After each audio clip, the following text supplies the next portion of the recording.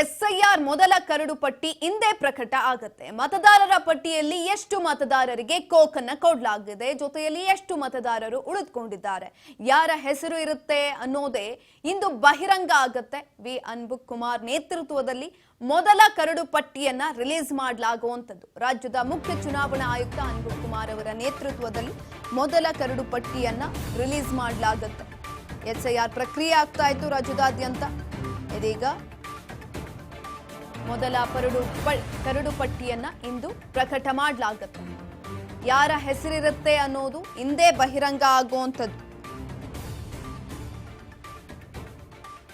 ರಾಜ್ಯದ ಮುಖ್ಯ ಚುನಾವಣಾ ಆಯುಕ್ತ ಅನ್ಬುಕ್ ಕುಮಾರ್ ಅವರ ನೇತೃತ್ವದಲ್ಲಿ ಮೊದಲ ಕರಡು ಪಟ್ಟಿಯನ್ನ ಇಂದು ರಿಲೀಸ್ ಮಾಡಲಾಗುತ್ತೆ. ಕರ್ನಾಟಕದಲ್ಲಿ ಎಸ್ಐಆರ್ ಪ್ರಕ್ರಿಯೆ ಆಗ್ತಾ ಇತ್ತು. ಮೊದಲ ಹಂತದ ಮುಕ್ತಾಯ ಕೂಡ ಆಗಿದೆ. ಈಗ ಮತ್ತೊಂದು ಹಂತ ಪ್ರಕ್ರಿಯೆ ಕೂಡ ಆಗ್ತಾ ಇರುವಂಥದ್ದು.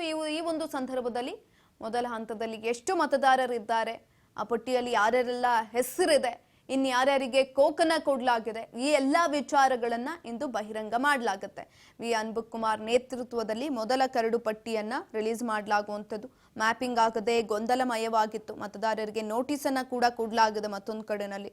ಅದರಲ್ಲೂ ಕೂಡ ಬಹಳ ಮುಖ್ಯವಾಗಿ 43.84 ಲಕ್ಷ ಮತದಾರರಿಗೆ ನೋಟಿಸ್ ಅನ್ನ ಕೂಡ ಕೊಡುವಂತ ಸಾಧ್ಯತೆಗಳು ಈ ಒಂದು ಸಂದರ್ಭದಲ್ಲಿ ಇರುವಂತದ್ದು. ಹಾಗಾಗಿ ಯಾರೆಲ್ಲ ಮತದಾರರ ಹೆಸರು ಕೈಬಿಟ್ಟು ಹೋಗಿದೆ, ಇನ್ಯಾರ ಹೆಸರು ಇದೆ, ಈ ಎಲ್ಲಾ ವಿಚಾರಗಳು ಕೂಡ ಇಂದು ವಿ ಅನ್ಬುಕ್ ಕುಮಾರ್ ಅವರ ನೇತೃತ್ವದಲ್ಲಿ ಮೊದಲ ಪಟ್ಟಿ ರಿಲೀಸ್ ಆಗುತ್ತಲ್ಲ, ರಿಲೀಸ್ ಆದ್ಮೇಲೆ ಗೊತ್ತಾಗುತ್ತೆ. ಇನ್ನು ಎಸ್ಡಿಡಿಒ ಪಟ್ಟಿಯಲ್ಲಿರುವಂತಹ ಮತದಾರರ ಭವಿಷ್ಯ ಏನಾಗತ್ತೆ? ಹಾಗಾದ್ರೆ ಎಸ್ಡಿಡಿಒ ಪಟ್ಟಿಯಲ್ಲಿರುವಂತಹ ಮತದಾರರ ಕೈ ಬಿಡ್ಲಾಗತ್ತಾ? ಎಸ್ಐಆರ್ ಕರಡು ಪಟ್ಟಿ ಪ್ರಕಟದ ಬೆನ್ನಲ್ಲೇ ಆಕ್ಷೇಪಣೆಗೂ ಕೂಡ ಅವಕಾಶವನ್ನ ಕಲ್ಪಿಸಿಕೊಡಲಾಗಿದೆ. ತಿದ್ದುಪಡಿಗೆ ಅವಕಾಶ ನೀಡಲಿರುವ ಚುನಾವಣಾ ಆಯೋಗ ಲಕ್ಷಾಂತರ ಮತದಾರರಿಗೆ ನೋಟಿಸ್ ಅನ್ನ ನೀಡಲಿರುವ ಇಆರ್ಒ ಚುನಾವಣಾ ನೋಂದಣಿ ಅಧಿಕಾರಿಯಿಂದ ನೋಟಿಸ್ ಅನ್ನ ಕೊಡಲಾಗುತ್ತೆ.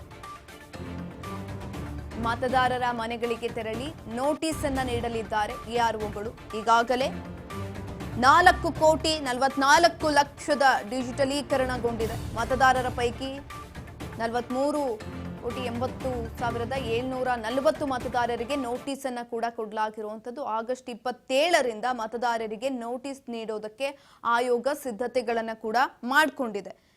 43.8 ಲಕ್ಷ ಮತದಾರರಿಗೆ ನೋಟಿಸ್ ಅನ್ನ ಕೊಡುವಂತಹ ಸಾಧ್ಯತೆಗಳು ಕೂಡ ಇರುವಂತದ್ದು. ಅದರಲ್ಲೂ ಕೂಡ ಬಹಳ ಮುಖ್ಯವಾಗಿ ಬೆಂಗಳೂರಿನಲ್ಲಿ ಅತಿ ಹೆಚ್ಚು ಅಂದ್ರೆ 23 ಲಕ್ಷ ಮತದಾರರಿಗೆ ನೋಟಿಸ್ ಸಿಗುವಂತ ಸಾಧ್ಯತೆ ಕೂಡ ಇದೆ. ನೋಟಿಸ್ ಪಡೆದ ಮತದಾರರು ನೋಟಿಸ್ಗೆ ಪ್ರಕ್ರಿಯೆ ನೀಡಿ ಪ್ರತಿಕ್ರಿಯೆಯನ್ನ ಕೊಡಬೇಕಾಗುತ್ತೆ. ತದನಂತರ ಸೂಕ್ಷ್ಮ ದಾಖಲೆಗಳನ್ನ ಕೂಡ ಸಲ್ಲಿಕೆ ಮಾಡಬೇಕಾಗುತ್ತೆ. ಪ್ರಕ್ರಿಯೆ ನಡೆದು ಸೂಕ್ತ ದಾಖಲೆಗಳನ್ನ ಸಲ್ಲಿಕೆ ಮಾಡಿದ ನಂತರ ನೋಟಿಸ್ ಪಡೆದು ಪ್ರಕ್ರಿಯೆ ನೀಡುವಾಗ ನಾವು ಮತದಾರರು ಅಂತ ಪ್ರೂವ್ ಮಾಡಬೇಕು ಅವರು. ಆಗ ಮತದಾರರ ಪಟ್ಟಿಯಲ್ಲಿ ಹೆಸರನ್ನ ಮತ್ತೆ ಸೇರ್ಪಡೆ ಮಾಡುವಂಥದ್ದು. ಎಸ್ಡಿಡಿಒ ಅಂತ 1.7 ಕೋಟಿ ಮತದಾರರನ್ನ ಗುರುತು ಮಾಡಲಾಗಿದೆ. ಅದರಲ್ಲಿ 43.8 ಲಕ್ಷ ಮತದಾರರನ್ನ ಗುರುತು ಮಾಡಿರುವಂಥದ್ದು. ಪೌರತ್ವ ಮತ್ತು ಜನ್ಮ ದಿನಾಂಕವನ್ನ ಸಾಬೀತುಪಡಿಸಬೇಕಾಗುತ್ತೆ. ಅವರು ಯಾವ ದಿನಾಂಕದಲ್ಲಿ ಹುಟ್ಟಿದ್ರು, ಜೊತೆಯಲ್ಲಿ ಪೌರತ್ವ ಯಾವುದಿದೆ, ಇದೆಲ್ಲವನ್ನ ಕೂಡ ಸಾಬೀತು ಮಾಡಬೇಕು. ಇವರಿಗೆ ಯಾರ ಹೆಸರು ಡಿಲೀಟ್ ಆಗಿದೆ ಅಂತ ಇಆರ್ಒಗಳು ಹೇಳಿದ ನಂತರ ಮನೆ ಮನೆಗೆ ಭೇಟಿಯನ್ನ ಕೊಟ್ಟು ಆ ಮಾಹಿತಿಯನ್ನ ಕೊಡ್ತಾರೆ ಅವರು. ತದನಂತರ ಈ ದಾಖಲೆಗಳನ್ನ ಪರಿಶೀಲನೆ ಮಾಡುವಂಥದ್ದು. ಅದರಲ್ಲಿ 43.8 ಲಕ್ಷ ಮತದಾರರ ಪೈಕಿ 23.45 ಲಕ್ಷ ಮತದಾರರು ಏನಿದ್ದಾರೆ ಅವರು ಮ್ಯಾಪಿಂಗ್ ಲಭ್ಯವಿಲ್ಲ ಅಂತ ಕೂಡ ಹೇಳಲಾಗ್ತಾ ಇದೆ. ಇದರ ಜೊತೆಗೆ ಗೊಂದಲಮಯ ಕೂಡ ಆಗಿದೆ ಈ ಒಂದು ವಿಚಾರ. 20.35 ಲಕ್ಷ ಮತದಾರರಿಗೆ ಕೂಡ ನೋಟಿಸ್ ಕೊಡುವಂತಹ ಸಾಧ್ಯತೆಗಳು ಹೆಚ್ಚಿನದಾಗಿರುವಂಥದ್ದು. ನೋಟಿಸ್ಗೂ ಉತ್ತರ ಕೊಟ್ಟು ಮತದಾರರ ಪಟ್ಟಿಯಲ್ಲಿ ಹೆಸರನ್ನ ಸೇರ್ಪಡೆ ಮಾಡಿಕೊಳ್ಳಬಹುದು ಇವರು. ಮತ್ತೆ ಇದರ ಜೊತೆಗೆ ಫಾರ್ಮ್ 6 ಅಡಿ ಕೂಡ ಹೆಸರನ್ನ ಸೇರ್ಪಡೆ ಮಾಡಿಕೊಳ್ಳಬಹುದು ಅಂತ ಕೂಡ ಹೇಳಲಾಗ್ತಾ ಇದೆ. ಯಾರಿಗೆ ನೋಟಿಸ್ ಸಿಗುವಂತ ಸಾಧ್ಯತೆಗಳು ಹೆಚ್ಚಿನದಾಗಿದೆ ಅಂತ ನಾವೇನಾದ್ರೂ ಗಮನಿಸೋದಾದ್ರೆ, ಬಹಳ ಮುಖ್ಯವಾಗಿ ಇಲ್ಲಿ ಮ್ಯಾಪಿಂಗ್ ಮಾಡ್ತಾ ಇದ್ರು.